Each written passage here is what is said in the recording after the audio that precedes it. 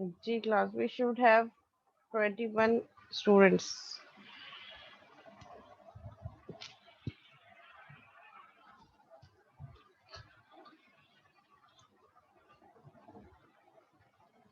जो नहीं होगा वो फिर एब्सेंट मार्क हो जाएगा। उसकी एब्सेंट प्रेजेंट जो है वो एब्सेंट में कन्वर्ट हो जाएगी।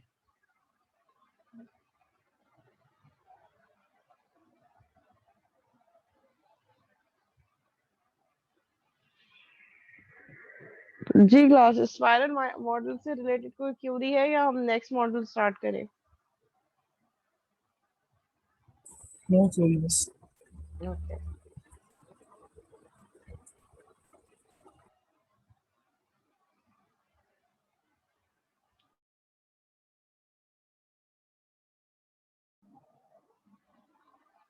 ओके, जो नेक्स्ट हमारे पास मॉडल है जस्ट इंक्रीमेंटल मॉडल,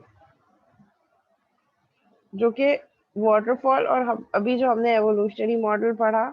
देखिए, कभी भी कोई जब जब हम कोई नई चीज लाते हैं, कोई इनोवेशन लाते हैं, तो वो ऐसी नहीं होती। बहुत कम टाइम ऐसा होता है कि हम कोई चीज नई, कोई इनोवेशन ला रहे हैं, कोई चेंज ला रहे हैं, तो वो टोटली बिल्कुल डिफरेंट हो। बेसिकली वो अपने प्रीवियस जो है वो चीज़ों को ही कंबाइन करके हम एक नई चीज़ को इम्प्लीमेंट कर रहे होते हैं, जो कि अपने से पीछे आने वाली चीज़ों को जो है वो कंबाइन करके उनका एक मिक्सचर होता है। सो इंक्रीमेंटल मॉडल भी बेसिकली हम ये नहीं कह रहे कि बिल्कुल टोटली डिफरेंट कोई चीज़ है। इंक्रीमेंटल मॉडल वाटरफॉल और जो हमने एवोल्यूशनरी मॉडल स्पाइरल देखा, उन दोनों की फंक्शनैलिटी को कंबाइन करके एक नया मॉडल जनरेट हुआ, which is incremental model. Incremental model क्या कह रहा है? आप रिक्वायरमेंट्स आउटलाइन, पूरा प्रोजेक्ट की रिक्वायरमेंट्स लें, स्प्लिट इनटू रिक्वायरमेंट्स इंक्रीमेंट्स। आप सारी रिक्वायरमेंट्स एक साथ ले लें, क्या क्या फीचर्स बनेंगे वो सारे फीचर्स आप एक साथ लिस्ट डाउन कर दो। After listing down of features, आप प्रायोरिटाइजेशन करें। प्रायोरिटाइजेशन मीन्स आप ये बताएं कि कौन सा फीचर, और ये कस्टमर ही कर रहा होता है, कस्टमर से प्रायोरिटाइजेशन करवाएं। वो प्रायोरिटाइजेशन क्या कह रही है कि कौन सा फीचर कस्टमर के लिए ज़्यादा इंपॉर्टेंट है, नंबरिंग कर देगी। पहले जो इनिशियल रिक्वायरमेंट थी, फीचर्स लिस्ट डाउन किए, उन लिस्ट डाउन फीचर्स में आपने कस्टमर से कहा कि आप इनको नंबर दे दें। ठीक है, विद जो सबसे टॉप प्रायोरिटी फीचर है उसको 1 दे दें, 2 दे दें, 3 दे दें, या आप रैंकिंग इस तरीके से भी कर सकते हैं, 10, 9, 5, 4, 3। वो आपकी अपनी वो है कि आप किस तरीके से नंबरिंग, ऑर्डरिंग किस तरीके से करवा रहे हैं, सो दैट आपको एज अ डिजाइनर पता चल सके कि कस्टमर के लिए कौन सा फीचर सबसे ज्यादा इंपॉर्टेंट है, ताकि आप उस पर ज्यादा फोकस करें। फिर उन रिक्वायरमेंट्स को आप इंक्रीमेंट्स में स्प्लिट कर दें। इंक्रीमेंट्स में क्या, लेट सपोज अगर 10 रिक्वायरमेंट्स आई, आपने कहा कि इन 10 में से जो दो स्टार्ट की जो फीचर है, जो कस्टमर ने उसको हाईलाइट किया है कि ये सबसे ज़्यादा इंपॉर्टेंट है, ये हम इंक्रीमेंट 1 में इम्प्लीमेंट करेंगे। फिर नेक्स्ट सेट ऑफ रिक्वायरमेंट्स आए, उसको आपने कहा कि ये हम इंक्रीमेंट 2 में इम्प्लीमेंट करेंगे। तो आपने क्या किया, एक प्लानिंग कर दी कि ये फीचर्स इंक्रीमेंट 1 में जाएंगे, ये फीचर इंक्रीमेंट 2 में जाएंगे, 3 में जाएंगे, एंड सो ऑन। देन जब रिक्वायरमेंट्स को आपने इंक्रीमेंट्स में स्प्लिट कर दिया, उसके बाद नेक्स्ट चीज क्या आएगी, डिजाइन सिस्टम आर्किटेक्चर। फिर उन रिक्वायरमेंट्स की बेसिस पे आपने सिस्टम आर्किटेक्चर डिजाइन कर दिया, यानी कि सिस्टम का आर्किटेक्चर बना दिया, डिजाइनिंग हो गई, एनालिसिस और डिजाइन वाला फेज हमारा कंप्लीट हो गया। उसके बाद नेक्स्ट क्या चीज आएगी, डेवलप इंक्रीमेंट। जो चीजें आपने कहा था कि हम ये फीचर इस इंक्रीमेंट में करेंगे, वो इंक्रीमेंट पे आपने काम स्टार्ट कर दिया, उस इंक्रीमेंट को वैलिडेट किया। वैलिडेट किया मीन्स आपने चेक किया, टेस्ट किया कि जो कस्टमर की रिक्वायरमेंट थी उस इंक्रीमेंट में वो सारी फुलफिल हो रही हैं। उसके बाद आपने प्रीवियस जो आपके पास सिस्टम का अगर कोई वो है, मॉड्यूल आपने बिल्ड किया है, या इससे प्रीवियस कोई इंक्रीमेंट है उसके साथ इंटीग्रेट किया, और पूरे सिस्टम को वैलिडेट किया। और फिर ये काम आप आइट्रेशन में करेंगे, लाइक ये जो हमने स्पाइरल में देखा था, ये वाला काम वाटरफॉल के थ्रू होगा, और उसके बाद वाला काम स्पाइरल की फॉर्म में। लाइक आप इंक्रीमेंट्स में काम करते रहेंगे, हर इंक्रीमेंट को डेवलप करेंगे, सिस्टम को वैलिडेट करेंगे, फिर उसके बाद next increment, next development, next cycle आ गई, उस साइकिल को वैलिडेट करेंगे, इंटीग्रेट करेंगे, और सिस्टम में क्या करेंगे, सिस्टम, पूरे सिस्टम के साथ देखेंगे कि जो प्रीवियस इंक्रीमेंट था उसको इसके साथ मैच करने के बाद अब सिस्टम सही चल रहा है नहीं चल रहा। फिर नेक्स्ट इंक्रीमेंट ली, यानी कि नेक्स्ट साइकिल, नेक्स्ट साइकिल पे काम किया, काम वही होगा, planning, analysis, design, coding, testing. फिर उसको वैलिडेशन की कि वो कस्टमर की रिक्वायरमेंट को फुलफिल कर रहा है नहीं कर रहा। अगर कर रहा है तो फिर हम उसको इंटीग्रेट कर देंगे प्रीवियस से, और फिर पूरे सिस्टम को एट चेक करेंगे कि ये वैलिडेशन हो रही है या नहीं हो रही। वैलिडेशन मीन्स कस्टमर की रिक्वायरमेंट फुलफिल हो रही है या नहीं हो रही। और ये सारा काम हम साइकिल में करते रहेंगे जब तक हमारे पास तमाम इंक्रीमेंट्स कंप्लीट नहीं हो जाती। जैसे ही तमाम इंक्रीमेंट्स कंप्लीट हो गई, हम क्या करेंगे, हम पूरा फाइनल सिस्टम कंप्लीट कर लेंगे। जब तक फाइनल सिस्टम नहीं होगा, यानी कि अभी रिक्वायरमेंट्स है, हम इंक्रीमेंट्स पे काम करते रहेंगे। और ये याद रखना है कि हर increment itself is a mini waterfall. Each increment is a mini waterfall. Increment 1, 2, 3 and n increments. Her increment में हम किस सॉफ्टवेयर का वर्किंग मॉड्यूल डेवलप कर रहे हैं, लेकिन जिस करंट इंक्रीमेंट में है, हम उसी की रिक्वायरमेंट्स को उस इंक्रीमेंट में फिक्स करेंगे। यानी कि अगर मैं इस साइकिल में हूँ इंक्रीमेंट 1 में, और मुझे इसमें मॉड्यूल डेवलप करना है मॉड्यूल बी, तो मॉड्यूल बी की तमाम रिक्वायरमेंट्स को मैं एक सर्टेन पीरियड पे जाके कस्टमर को कहूंगी कि आप इसको फिक्स कर दें। इसके बाद इन रिक्वायरमेंट्स में अब चेंज नहीं आ सकता, क्योंकि अब हम इस पे काम स्टार्ट कर रहे हैं। जब उसने रिक्वायरमेंट फिक्स कर दी कस्टमर ने, हम उसकी प्लानिंग करेंगे, एनालिसिस करेंगे, डिजाइन करेंगे, कोड करेंगे, टेस्टिंग करेंगे और इम्प्लीमेंट कर देंगे। तो at the end of increment 1, वो जो मॉड्यूल बी था वो कंप्लीट हो गया, यानी कि सिस्टम का एक मॉड्यूल कंप्लीट हो गया। फिर हम नेक्स्ट आइट्रेशन में जाएंगे, नेक्स्ट इंक्रीमेंट। हम इसको इंक्रीमेंट भी कह सकते हैं, हम इसको आइट्रेशन भी कह सकते हैं, क्योंकि ये बेसिकली आइट्रेटिव मॉडल है, हम आइट्रेशन में काम कर रहे हैं। फिर हमने इंक्रीमेंट 2 पे आए, हमने नेक्स्ट मॉड्यूल कहा यूजर से कि अब कौन सा हमने बनाना है। मॉड्यूल इटसेल्फ फीचर्स ही होते हैं सिस्टम के। फिर हमने कहा कि हम इंक्रीमेंट 2 में मॉड्यूल ए एंड सी बनाएंगे। अब मॉड्यूल ए और सी की रिक्वायरमेंट्स मैंने कस्टमर से लेना शुरू की। ठीक है, ये कोई कंसर्न नहीं है कि इससे पहले वाले इंक्रीमेंट में क्या रिक्वायरमेंट थी, इसके बाद आने वाले इंक्रीमेंट में क्या रिक्वायरमेंट्स होंगी। हम अभी जिस करंट इंक्रीमेंट 2 में है, जिसमें हम कह रहे हैं कि module A and C develop होगा, क्योंकि छोटे छोटे मॉड्यूल्स हैं, तो हम इस इंक्रीमेंट में दो फीचर्स डेवलप कर लेते हैं। मॉड्यूल ए और सी की रिक्वायरमेंट्स हमने कस्टमर से ली। उसके बाद जो है हमने उसको लिस्ट डाउन किया, प्रायोरिटाइज किया। उसके बाद हमने कहा कि अब आप इन रिक्वायरमेंट्स को फिक्स कर दो। अब वो हम थ्रू प्रोटोटाइपिंग भी करवा सकते हैं। ये it's up to the software development organization के वो किस तरीके से इंक्रीमेंट में क्या क्या एक्टिविटीज परफॉर्म कर रहे हैं। आप प्रोटोटाइपिंग के थ्रू भी कस्टमर की रिक्वायरमेंट को फिक्स कर सकते हैं, लेकिन जिस करंट आइट्रेशन पे इंक्रीमेंट पे काम कर रहे हैं, उसमें एक टाइम पे जाके आपने उन रिक्वायरमेंट्स को फ्रीज करना होगा जिनके लिए आप उस इंक्रीमेंट पे काम कर रहे हैं। तो हम इंक्रीमेंट 2 में मॉड्यूल ए और सी पे काम कर रहे हैं, तो एक सर्टेन पीरियड पे जाके हमें उसकी रिक्वायरमेंट को कस्टमर को कहना पड़ेगा कि आप इसको फ्रीज कर दें, अब इसमें चेंजेस नहीं हो सकते, क्योंकि अब हम इस पर डेवलपमेंट स्टार्ट कर रहे हैं। और हर आइट्रेशन का जो ड्यूरेशन है वो अप्रोक्सीमेटली 2 वीक से 2 मंथ्स के अंदर अंदर होता है। यानी कि एक साइकिल इंक्रीमेंट 1 2 हफ्ते से लेकर मिनिमम 2 वीक्स और maximum it can take 2 months to complete.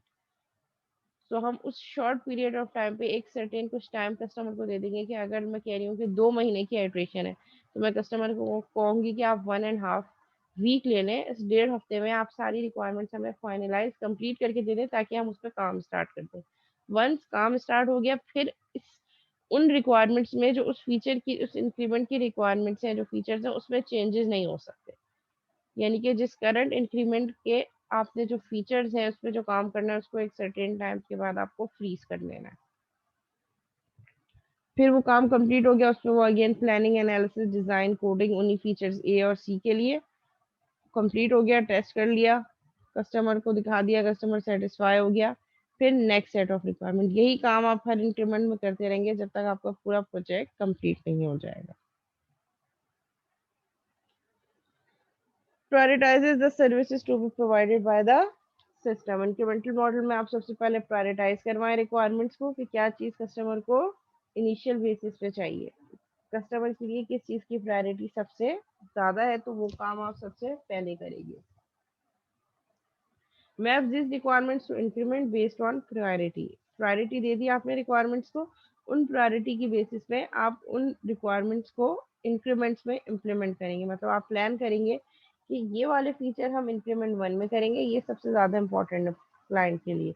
फिर जो रिमेनिंग फीचर्स हैं आप उनमें से निकालेंगे कि जो नेक्स्ट प्रायोरिटी जिसकी ज़्यादा है उसको हम इंक्रीमेंट 2 करेंगे, ताकि इनिशियल इंक्रीमेंट्स में ही जो मोस्ट क्रिटिकल पार्ट है सिस्टम का, जिसकी इम्पोर्टेंस कस्टमर के लिए सबसे ज़्यादा है, उस पे आप काम कर सकें। Freezes requirement for the current increment, जिस करंट इंक्रीमेंट में है उसकी रिक्वायरमेंट को आपको फ्रीज करना पड़ेगा। Requirements for the later increments can evolve concurrently, जो बाकी आने वाले जो कमिंग इंक्रीमेंट्स है उनकी रिक्वायरमेंट्स बाद में भी ऐड ऑन हो सकती हैं और कभी भी उसमें चेंजेस हो सकते हैं, लेकिन अभी जिस करंट इंक्रीमेंट में आप काम कर रहे हैं उसकी रिक्वायरमेंट को फ्रीज करना पड़ेगा एक टाइम पे। Each increment release is a working system, her increment का जो आउटकम होगा, जो रिजल्ट होगा, वो एक वर्किंग सिस्टम होगा। अगर मैं कह रही हूँ कि मैंने एक इंक्रीमेंट वन में मॉड्यूल बी जनरेट किया है, so module B is a feature of system. So वो एक फीचर सिस्टम का इम्प्लीमेंट हो गया जब इंक्रीमेंट वन कंप्लीट हो गया। अलाउज यूजर टू एक्सपेरिमेंट, यानी कि अब आप यूजर को दिखा सकते हैं, यूजर का फीडबैक ले सकते हैं, देख सकते हैं कि यूजर सेटिस्फाई है या नहीं है। Can put into service right away, जैसे जैसे चीजें इंप्लीमेंट होती गई आपने कस्टमर के हैंड ओवर कर दिया, और कस्टमर अगर वो सर्विस यूज हो सकती है, वो फीचर यूज हो सकता है independent of any other feature, तो कस्टमर उसको यूज करना भी स्टार्ट कर सकता है। इंक्रीमेंटल मॉडल के हमारे पास एडवांटेजेस क्या है? ईयरली यूटिलाइजेशन, स्टार्ट में ही आपको वर्किंग डिलिवरेबल्स मिलना शुरू हो रहे हैं। The first increment satisfy the most critical requirement, क्योंकि आपने प्रायोरिटाइजेशन की है और उस प्रायोरिटाइजेशन की बेसिस पे आपने इंक्रीमेंट पे मैपिंग की है, तो जो फर्स्ट इंक्रीमेंट है उसमें आपके सिस्टम के जो सबसे इम्पोर्टेंट फीचर्स होंगे वही डेवलप हो चुके होंगे। Early increments can serve as prototypes. Early increments को आप एज अ प्रोटोटाइपिंग भी यूज कर सकते हैं कि ये प्रोटोटाइपिंग है, क्योंकि जैसे जैसे फीचर्स बनते चले जाएंगे वो इंटीग्रेट होते हुए एक कंप्लीट सिस्टम बनता चला जाएगा। Lower risk of overall project failure, इस मॉडल को यूज करते हुए ओवरऑल प्रोजेक्ट फेलियर के चांसेस बहुत कम हो जाएंगे, क्योंकि आप इंक्रीमेंट टू इंक्रीमेंट कस्टमर से कम्युनिकेट कर रहे हैं, उसको चीजें हैंड ओवर कर रहे हैं, तो आपको साथ साथ अपना फीडबैक भी देता जा रहा है, तो ओवरऑल फेलियर के चांसेस कम है as compared to another process model. Most crucial and basic services are implemented first, तो सबसे ज्यादा क्रूशियल और इम्पोर्टेंट सर्विसेज होंगी वही सबसे पहले इम्प्लीमेंट हो चुकी होंगी। Receive multiple testing through development, और साथ साथ आप हाई लेवल की टेस्टिंग भी कर रहे हैं, चीजें इम्प्लीमेंट होती चली गई, उस पर आप डिफरेंट टेस्टिंग परफॉर्म कर रहे हैं टाइम टू टाइम बेसिस पे। जी, यहाँ तक क्लास, कोई सवाल, कोई क्यूरी?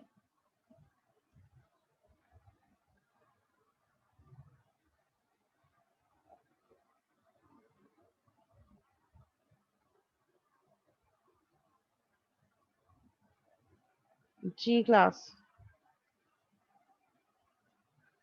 कोई क्यूरी नहीं है।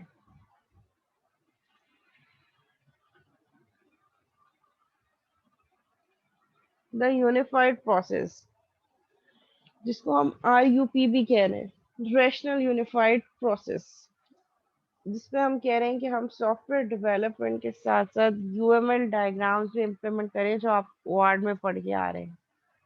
UML पढ़ा होगा आपने, यूनिफाइड मॉडलिंग लैंग्वेज, जिसमें कुछ 16 to 17 diagram, set of diagrams है, जिसको हम सॉफ्टवेयर एनालिसिस और डिजाइन करने के लिए यूज कर रहे होते हैं। तो यूनिफाइड प्रोसेस हमें क्या कह रहा है कि हम सॉफ्टवेयर को डेवलप करने के लिए UML डायग्राम्स को भी ऐड ऑन करें, अपनी डेवलपमेंट का पार्ट बनाएं। It is a use case driven, यानी कि इस पे हम किस पे फोकस करेंगे? यूज केस मॉडलिंग, जो सिस्टम बनाना है उसकी पहले हम यूज केस मॉडलिंग कर लें। Architecture centric, iterative and incremental software process, ठीक है, इसमें हम सिस्टम का आर्किटेक्चर पे फोकस कर रहे हैं, मीन्स हमारा मेन इंपॉर्टेंट इम्पैक्ट क्या है कि analysis and design should be strong. UP is an attempt to draw on the best features and characteristics of conventional software process models. ठीक है, कन्वेंशनल प्रोसेस मॉडल्स की सारे फीचर जो अब तक हमने जितने मॉडल्स पढ़े हैं, और साथ साथ हम यूनिफाइड मॉडलिंग लैंग्वेज, यानी कि हम कुछ डिफरेंट डायग्राम्स भी यूज करें सो दैट हमारा एनालिसिस और डिजाइन स्ट्रांग हो, उसकी बेसिस पे ये हमारा प्रोसेस मॉडल वर्क कर रहा होता है। Also implements many of the best principles of agile software development. Agile software development के भी बहुत सारे principles को ये क्या कर रहा है? फॉलो कर रहा है। UP is a framework for object oriented software engineering using UML. Unified processing model best suitable है जो हमारे पास जितने भी ऑब्जेक्ट ओरिएंटेड बेस्ड सॉफ्टवेयर्स हैं, यूएमएल डायग्राम्स को यूज करते हुए हम यूनिफाइड प्रोसेस मॉडल को यूज कर सकते हैं, जिसका मेन फोकस क्या होगा कि हमने अपने एनालिसिस और डिजाइन को इतना स्ट्रांग बनाना है सो दैट जब हम कोड फेज पे पहुंचे तो कोडिंग करना हमारे लिए बहुत आसान हो।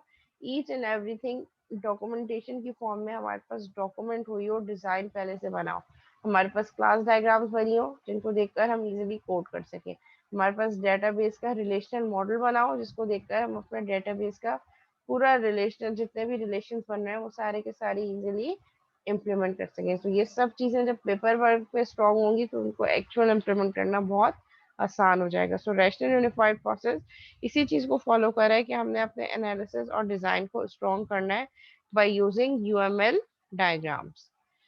ठीक है, फेजेस जो हमारे पास यूनिफाइड प्रोसेस है, हम ओवरऑल प्रोजेक्ट डेवलपमेंट को यूनिफाइड प्रोसेस के कुछ फेजेस में ब्रेक कर रहे हैं। वो फेजेस क्या है? Inception phase, elaboration, construction, transition and production. Inception में हम कह रहे हैं कि कस्टमर से कम्युनिकेशन और प्लानिंग होगी। जो चीज आपने प्लान कर ली है उसकी अब आप मॉडलिंग करेंगे तो that phase would be consider as elaboration. Then जो चीज आपने मॉडल किया है यानी कि एनालिसिस और डिजाइन दे दिया है उसको आप कंस्ट्रक्ट करेंगे and that construction with cause as construction, उसका नाम सेम है, कंस्ट्रक्शन हो गई। अब कोड लिख लिया, कोड लिखने के बाद आप उसको एप्लीकेशन के फॉर्म में कंस्ट्रक्ट कर रहे हैं, ट्रांजिशन कर रहे हैं मींस एक फेज से दूसरी तरफ उसको मूव कर रहे हैं। कोड है उसको आप क्या कर रहे हैं? डिप्लॉयमेंट, यानी कि अपने एंड से जो डेवलपमेंट एनवायरनमेंट में आपने अपने एनवायरनमेंट में कोड लिखा है उसको कस्टमर की साइड पे आप क्या कर रहे हैं? लाइव कर रहे हैं। Deployment and after deployment software increment एक रिलीज हो गया, आपने प्रोडक्शन कर दी। इसमें भी हम फेजेस में काम कर सकते हैं क्योंकि हमने देखा कि ये आइटरेटिव नेचर है, इसमें भी हम ये सारा काम साइकिल के फॉर्म में कर रहे होंगे। प्रोजेक्ट की रिक्वायरमेंट्स ली, कस्टमर से कम्युनिकेट किया, जो सेट ऑफ रिक्वायरमेंट्स उसने दी उसको हमने प्लान किया और प्लान करने के बाद वो फेज क्या हो गया? इंसेप्शन।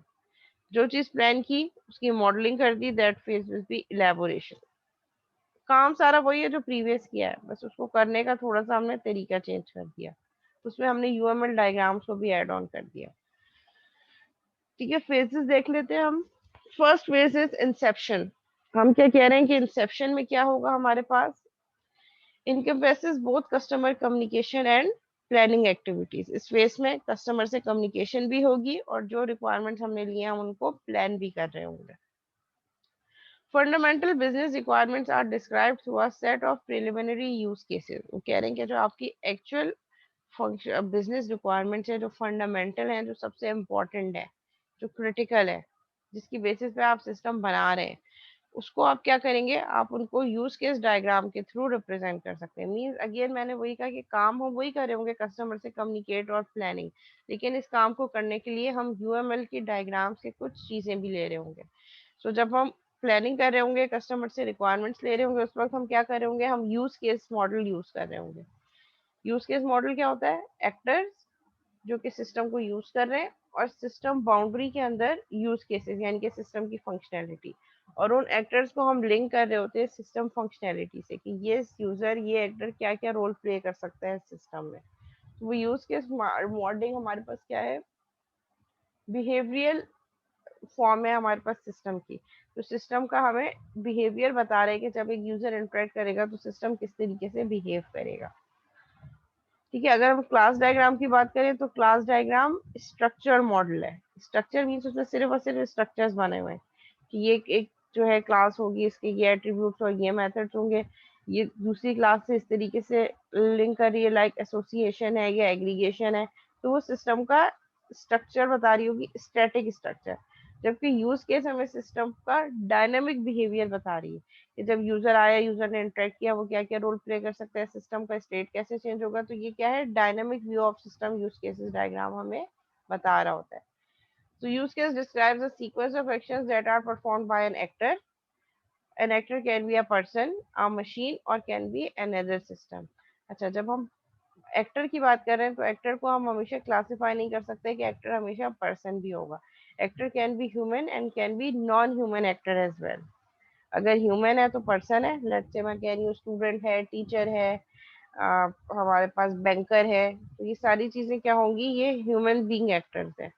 मशीन क्या होगी, कोई मशीन से हम इनपुट ले रहे हैं, जैसे कि हमारे पास कीट में एम्प्लॉय की अटेंडेंस लेने के लिए जो है वो थंब इम्प्रेशन मशीन यूज हो रही है, तो वहां पे अटेंडेंस के लिए वो सिस्टम क्या होगा, as an actor as well. another system can be another system as well। another system means कि आप कोई embedded system की हम बात करें, एक सिस्टम के अंदर एक और सिस्टम चल रहा है, तो वो भी, जैसे अगर मैं बैंक की बात कर रही हूँ, मैं कोई अकाउंट की बात कर रही हूँ, तो account holder is a actor person, मतलब पर्सन एक्टर होगा वो। और अगर मैं बैंक की बात कर रही हूँ तो it is an another system, एक एंटिटी है जो कि नॉन ह्यूमन एक्टर है। So an actor can be a person, a machine, और can be another system as well. As the actor interact with the software, वो आपको system की functionality बता रहा है कि आपका एक्टर आपके सिस्टम से किस तरीके से कम्युनिकेट कर रहा है, किस तरीके से इंटरेक्ट कर रहा है। A rough architecture for the system is also proposed। इस इनिशियल लेवल इंसेप्शन में ही जहाँ आप प्लानिंग और कस्टमर से कम्युनिकेट कर रहे हैं, वहां पे इस सिस्टम का एक रफ सा आर्किटेक्चर जो है वो आप प्रपोज करेंगे। देन इलेबोरेशन फेज में, इलेबोरेशन फेज क्या करेगा, customer communication and modelling activities, इसमें अब आप उन चीज़ों को मॉडल कर रहे होंगे। Refines and expand the preliminary use cases, जो आपने इनिशियल यूज केस बनाए हैं उनको आप यहाँ पे एक्सपेंड करेंगे, यानी कि इंक्लूड एक्सटेंड रिलेशनशिप बताएंगे, उसको आप फर्दर बताएंगे कि अब हर यूज केस क्या फर्दर यूज केसेस में डेवलप हो सकता है। वहाँ पे इनिशियल लेवल यूज केस था, यहाँ पे डिटेल यूज केस है। यहाँ पे आप यूज केस रियलाइजेशन भी बता सकते हैं, यहाँ पे आप यूज केस की जो है वो नरेशन भी दे सकते हैं। जो डिटेल यूज केस की यूजर आया पूरा के पूरे यूज केस डायग्राम में तो सिंपल डायग्रामेटिक व्यू होगा, यहाँ पे आके आप उस यूज केस को डिटेल व्यू भी दे सकते हैं एलैबोरेशन वाले फेज में। Expand the architecture representation to include 5 different views of the software, आपने कहा कि सॉफ्टवेयर के 5 डिफरेंट व्यूज हैं। सबसे पहले यूज केस मॉडल जनरेशन है, देन उस यूज केस को देखकर हम एनालिसिस करेंगे, डिजाइन करेंगे, इम्प्लीमेंटेशन करेंगे and deployment. Means overall software की कंस्ट्रक्शन को आपने 5 बेसिक मॉडल्स में ब्रेक कर दिया। In some cases, elaboration creates an executable architecture baseline that represent a first cut executable system। वो कह रहे हैं कि कुछ केसेस में ऐसा भी होता है कि इलेबोरेशन फेज में ही आप एक फर्स्ट प्रोटोटाइप सिस्टम की डिजाइन कर ले, जो कि हमारे पास first working module of system भी कंसिडर हो सकता है, बट ये बहुत कम और रेयर केसेस में होता है। मीन्स एक वर्किंग सिस्टम आपने डेवलप कर दिया इनिशियल लेवल पे, जिसपे फिर कस्टमर अपना फीडबैक देगा, चेंजेस होंगी और बहुत ज्यादा आप उसको अपडेट करते रहेंगे। कंस्ट्रक्शन, कंस्ट्रक्शन में क्या होगा, जो आपने यूज केस इनिशियल लेवल पे बताया था उसी को अब आप ऑपरेशनल कर देंगे, यानी कि अब वो यूज केस एक्चुअली आपके सिस्टम में वर्क कर रहे हैं। पहले तो सिर्फ डायग्राम की फॉर्म में था ना, अब आप उसकी यहाँ पे इम्प्लीमेंटेशन कंस्ट्रक्शन फेज में कर रहे हैं। As components are being implemented, जैसे जैसे कंपोनेंट इम्प्लीमेंट हो जाएंगे आप यूनिट टेस्ट उस पर परफॉर्म कर रहे होंगे। यूनिट टेस्टिंग मैंने आपको पहले भी बताई, यूनिट टेस्टिंग क्या होती है, आपने एक मेथड लिखा, आपने उसको टेस्ट कर दिया, फिर नेक्स्ट मेथड लिखा, उसको टेस्ट कर दिया। मींस इंडिविजुअल मॉड्यूल्स को आपने इंडिविजुअली टेस्ट कर दिया, that is called unit testing. Unit means one, one means individual module, individual method testing, her individual method को आपने टेस्ट कर दिया। देन उसके बाद इंटीग्रेशन टेस्टिंग, इंटीग्रेशन टेस्टिंग क्या कहेगी कि जो आपने अलग अलग मॉड्यूल्स को इंडिविजुअल बेसिस पे टेस्ट किया है, अब आप उसको एक पूरे सिस्टम में इंटीग्रेट कर दें। एंड आफ्टर इंटीग्रेशन आप ये चेक करें कि इंटीग्रेशन होने के बाद भी वो modules proper like a working system काम कर रहे हैं या नहीं कर रहे हैं। इसमें हमारे पास component assembly and integration testing are conducted, यानी कि जितने कंपोनेंट्स हैं सिस्टम के उनको आपने आपस में एक साथ असेंबल कर दिया, सब एक as a complete system work कर रहे हैं, फिर आपने उस पर टेस्टिंग परफॉर्म की, that testing would be considered as integration testing. Then use cases are used to drive a suite of acceptance test, फिर अब आप क्या करेंगे, एक्सेप्टेंस टेस्टिंग परफॉर्म करेंगे, जैसे मैंने आपको बताया था यूएटी, यूजर एक्सेप्टेंस टेस्टिंग, जिसमें अल्फा टेस्टिंग और बीटा टेस्टिंग आती है। मीन जो आपने यूज केसेस इनिशियल लिए थे कस्टमर से कम्युनिकेट करते वक्त, उन यूज केसेस को देखते हुए आप अपनी एप्लीकेशन की अल्फा टेस्टिंग और बीटा टेस्टिंग परफॉर्म कर रहे होंगे। अल्फा टेस्टिंग मीन क्या होती है अल्फा टेस्टिंग? जी, कोई एक्सप्लेन करना चाहे, क्योंकि मैं अल्फा टेस्टिंग और बीटा टेस्टिंग लास्ट क्लास में मैंने ओवरव्यू दिया था। जी, एनीवन क्लास, अल्फा टेस्टिंग और बीटा टेस्टिंग क्या होती है, दोनों में क्या डिफरेंस है?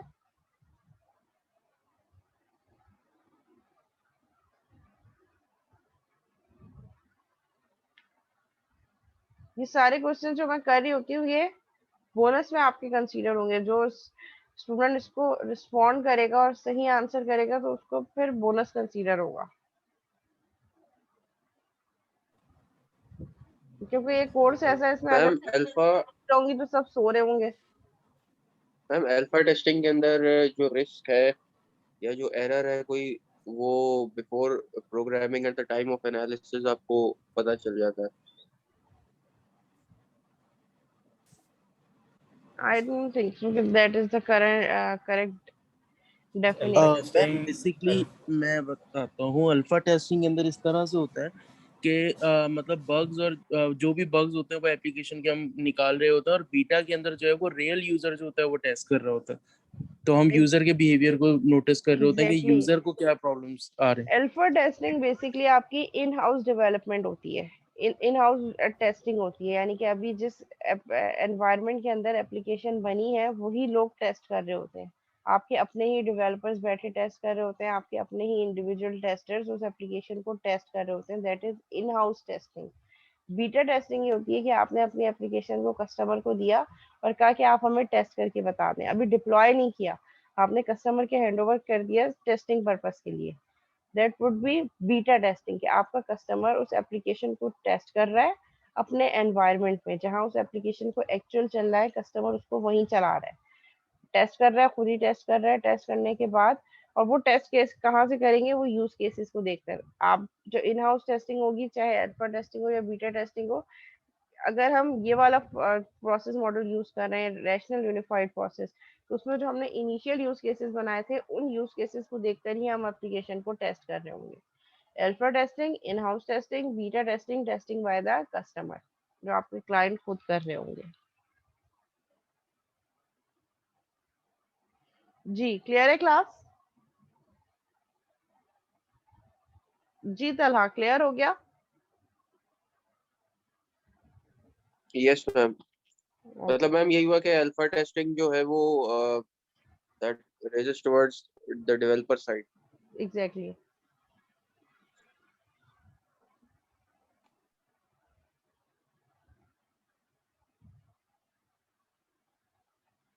ओके जी।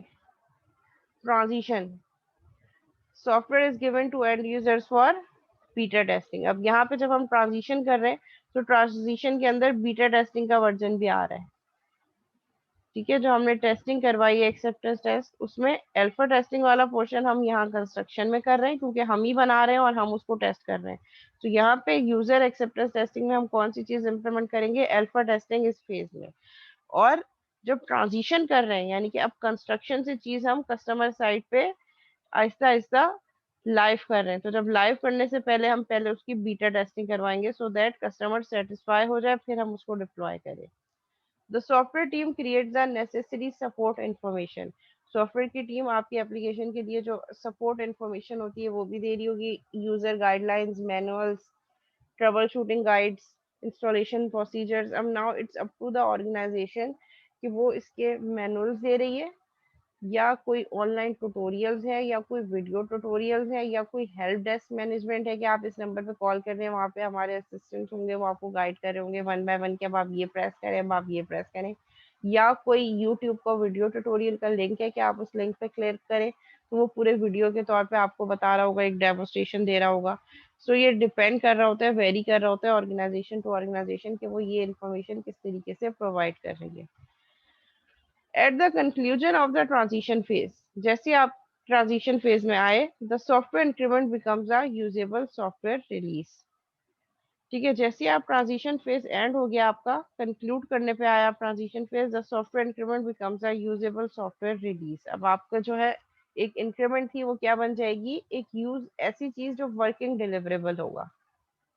प्रोडक्शन में क्या चीज आएगी, coincides with the deployment activity of the generic process। जो एप्लीकेशन आपने बनाई है अब आप उसको कस्टमर साइड पे जाके डिप्लॉय कर रहे हैं। The ongoing use of the software is monitored. Customer को दे दिया, कस्टमर उसको यूज कर रहा है और साथ साथ आप उसको मॉनिटर भी कर रहे हैं। ठीक है, स्टार्ट के कुछ डेज, 2 डेज, 3 डेज के उसमें कोई प्रॉब्लम तो नहीं आ रही, कोई बग्स तो नहीं आ रहे, यूजर को यूज करते हुए कुछ इश्यूज तो नहीं आ रहे। Then software for support for the operating environment infrastructure is provided. अगर कोई नेटवर्किंग वगैरह रिक्वायर्ड है या और कोई चीज़ें उसको डिप्लॉय करने में रिक्वायर्ड है, कोई और सिस्टम चाहिए, कोई और आपको केबल्स वगैरह चाहिए और कोई हार्डवेयर या सॉफ्टवेयर रिक्वायरमेंट्स है इंफ्रास्ट्रक्चर से रिलेटेड, तो वो आप यहाँ पे उस ऑपरेटिंग एनवायरनमेंट में उसको सपोर्ट कर रहे होंगे। Defect reports and request for changes are submitted and evaluated. अगर कोई रिपोर्ट हुई है, कोई डिफेक्ट आ रहा है, कोई प्रॉब्लम आ रही है, तो उसकी रिपोर्टिंग आप प्रोडक्शन फेज में कर रहे होंगे। And request for changes are submitted and evaluated. अगर फर्दर कोई चेंजेस चाहिए, कोई इन्हेंसमेंट करनी है, कोई मॉडिफिकेशन करनी है, तो वो आप इसी फेज में जो है वो रिक्वेस्ट करेंगे और फिर वो सबमिटेड होगी और फिर आपकी जो डेवलपमेंट टीम है उसको इवेलुएट करेगी कि उसमें कितना टाइम लगेगा, कितनी कॉस्ट लगेगी, क्या क्या चीज़ें हैं, ओवरऑल वो सारी चीज़ें इस फेज में आप कंप्लीट कर रहे होंगे। इसका अगर हर फेज का हम वर्क प्रोडक्ट देखें कि हर फेज जब कंप्लीट हो जाएगा यूनिफाइड प्रोसेस का, तो उसका रिजल्ट क्या होगा। सो अगर हम इंसेप्शन फेज की बात कर रहे हैं, तो इंसेप्शन फेज का आउटकम क्या होगा, हमारे पास विजन डॉक्यूमेंट। विजन डॉक्यूमेंट क्या होगी कि हमने क्या बनाना है, उसका एक विजन ऑब्जेक्टिव ओवरव्यू, बेसिकली कि जो सिस्टम हम बनाने जा रहे हैं उसका overview. And initial use case model, use case diagram भी आप इंसेप्शन फेज में क्रिएट कर रहे होंगे। देन नेक्स्ट हमारे पास जो फेज है इलेबोरेशन। इलेबोरेशन में हम कौन कौन सी चीजें बना रहे होंगे एट दी एंड, जब ये फेज कंप्लीट हो जाएगा तो इसका आउटपुट क्या होगा, analysis model and design model. Construction में क्या चीजें होंगी, इम्प्लीमेंटेशन मॉडल कि हमने इम्प्लीमेंट कैसे करना है, कस्टमर साइड पर डिप्लॉय क्या करना है, उसमें हमारे पास एक सिस्टम की ब्लॉक डायग्राम भी हो सकती है कि डिप्लॉयमेंट के लिए हमें हार्डवेयर क्या चाहिए, नेटवर्क क्या चाहिए, सॉफ्टवेयर और कोई और चाहिए, तो वो सारी deployment model. And testing model, जिसमें टेस्ट केसेस, टेस्ट सिनेरियोज कि हमने किस किस बेसिस में सिस्टम को टेस्ट करना है। And last transition, delivered software, beta test report, general user feedback. यहाँ पे हमारे पास जनरल यूजर का फीडबैक आ रहा होगा। जी, यहाँ तक कोई क्यूरी, कोई सवाल इस मॉडल से रिलेटेड?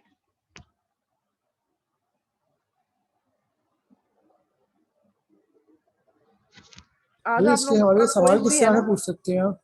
आज क्विज भी है ना?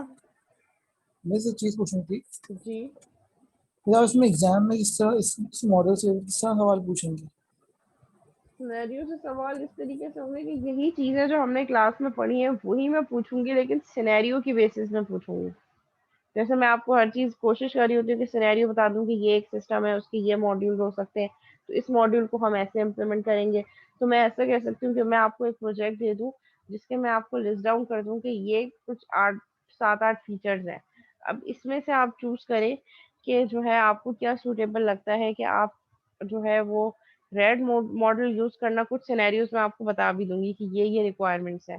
तो अब आप ये सजेस्ट करें कि आप वो जो रिक्वायरमेंट्स मैंने दी है डिटेल सेट, उसको देखकर आपको क्या लग रहा है कि इस पे रेड ज़्यादा बेटर होगा या यूनिफाइड प्रोसेस यूज करना है। जो प्रोसेस मॉडल आप चूज कर रहे हैं उसकी आप थोड़ी सी स्पेसिफिकेशन बता देंगे उसमें क्या काम कर रहे होंगे, तो फिर यही काम जो हमने यूनिफाइड प्रोसेस में किया है आप यही काम उस केस स्टडी को देखते हुए बस मैप करते हुए बता देंगे। या मैं ये कह सकती हूँ कि मैं आपको एक और सिनेरियो दे दूँ कि एक सॉफ्टवेयर है, इसकी ये रिक्वायरमेंट्स हैं और उसकी ये स्किल सेट्स हैं या ये लिमिटेशंस हैं, तो उसको आपको देखकर, उस सिनेरियो को देखकर ये बताएं कि कौन सा जो है ये प्रोसेस मॉडल बेस्ट सूटेबल हो सकता है।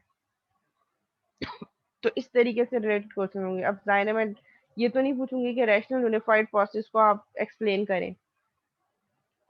करें, लेकिन किसी सिनेरियो को माइंड में रख के एक्सप्लेन करें, लाइक मैपिंग होनी चाहिए। अच्छा आज क्विज भी है, सो क्विज जो है वो ब्रेक के फौरन बाद ले लिया जाए या ब्रेक के बाद थोड़ा सा लेक्चर ले लें, क्योंकि एक मीटिंग और कंडक्ट करेंगे हम ना। मिस ब्रेक के फौरन बाद मत लेगा, बाद थोड़ा सा बताइएगा। थोड़ा सा अच्छा मैम ब्रेक के बाद थोड़ा मीटिंग लेकर उसके बाद एंड में लीजिएगा क्विज। तो ऐसा करते हैं कि ब्रेक हम ले लेते हैं, ठीक है, मिस आफ्टर फर्स्ट 10 पे हम सेशन ब्रेक ले लेते हैं, 10:10 पे ब्रेक ले लेते हैं। 20 to 25 मिनट्स का ब्रेक होगा, सो दैट आप थोड़ा सा चीज़ों को रिवाइज भी कर लें, रिव्यू भी कर लें। फिर उसके बाद एक हम जो है वो जूम मीटिंग 40 मिनट्स की और कंडक्ट करते हैं, उसके बाद फिर क्विज। मिस अटेंडेंस लगा देंगे। अटेंडेंस तो मार्क हो गई ना। मिस मेरा नेट का इशू था, वो रह गई थी, इस वजह से कह रहा हूँ। तो आपने बाकी तो मैं उस पूरे सेशन में, उस मीटिंग वन में सेशन में तो आपने ज्वाइन ही नहीं किया है सर। मिस वो पहले वाले सेशन में था, याद करें, आपने वेट भी करवाया था बच्चों के लिए, 10 बच्चे थे, सो 8:40 पे ही आ गया था मिस में। 8463 स्टूडेंट आईडी बताओ। 9463। 9463 ठीक है, लगा दी आपकी अटेंडेंस। क्विज में मैम एलएमएस पे अपलोड करेंगी या एलएमएस पे ही अपलोड करूंगी और आप लोग भी एलएमएस पे सबमिट करवा दीजिएगा। ठीक?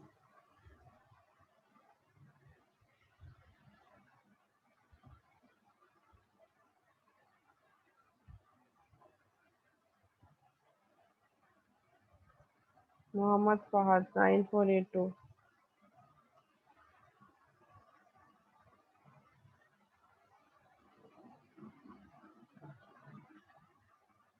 मलिया Khan 9858।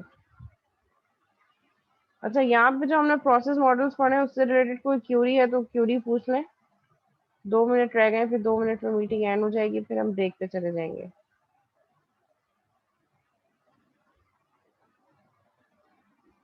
Nine three eight eight G class.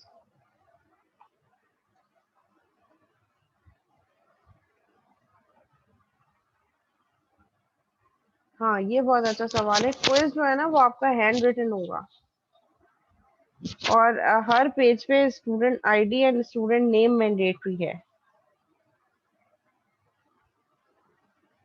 Miss कितना टाइम होगा इसके लिए? क्विज के लिए 30 मिनट्स।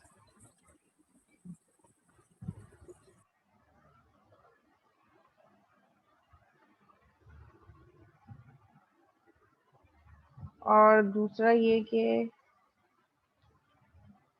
क्विज पे जो है ना वो कोई लेनियंसी नहीं होगी। क्विज के टाइम पे जो टाइम है उसी टाइम के अंदर अंदर आपने सबमिट करवाना होगा।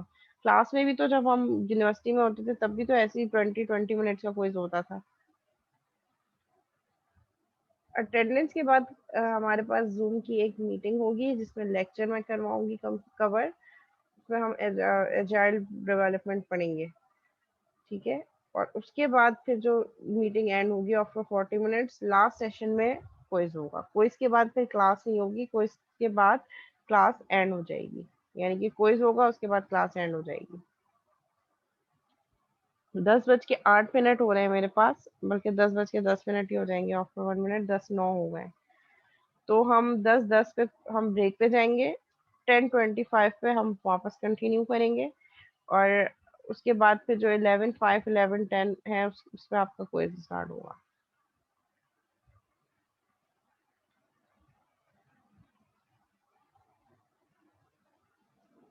मैं व्हाट्सएप ग्रुप पे भी मैसेज कर दूंगी कि क्लास कब ज्वाइन करनी है। 10:20 है, 10:30 या 10:35 पर।